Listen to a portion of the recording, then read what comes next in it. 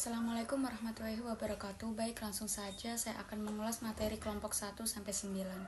Kelompok 1 yaitu teori pertukaran dalam perdagangan internasional.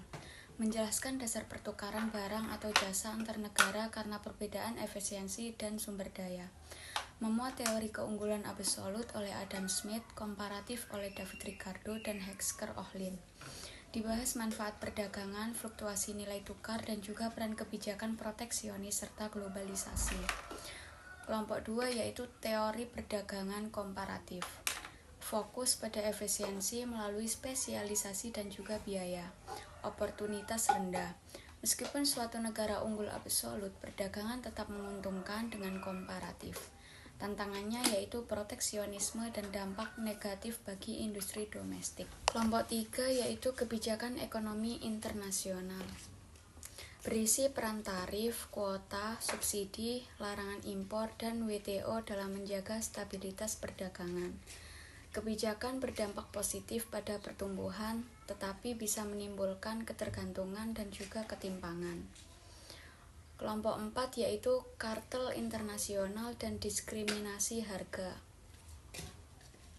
Kartel adalah kerjasama perusahaan yang membatasi persaingan untuk mengatur harga atau pasar.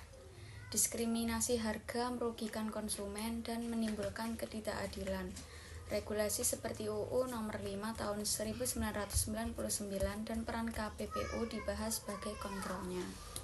Kelompok 5 yaitu perpindahan faktor produksi antar negara.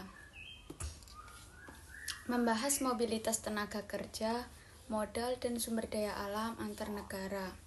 Perpindahan ini bisa memberi peluang, tetapi juga menciptakan ketimpangan dan eksploitasi. Perlu kerjasama dan juga regulasi imigrasi serta investasi untuk pengelolaan berkelanjutan. Kelompok 6 yaitu investasi internasional dan multinasionalisme. Penjelasan tentang FDI, keuntungan bagi negara, penerima, teknologi, lapangan kerja, dan lain-lain. Perusahaan multinasional memiliki dampak besar pada ekonomi global, namun juga membawa resiko sosial dan juga lingkungan. Kelompok 7 yaitu perdagangan internasional dan pertumbuhan ekonomi. Perdagangan menjadi pendorong utama pertumbuhan ekonomi melalui ekspor dan juga impor. Korelasi antara liberalisasi perdagangan dan peningkatan PDB atau produk domestik bruto.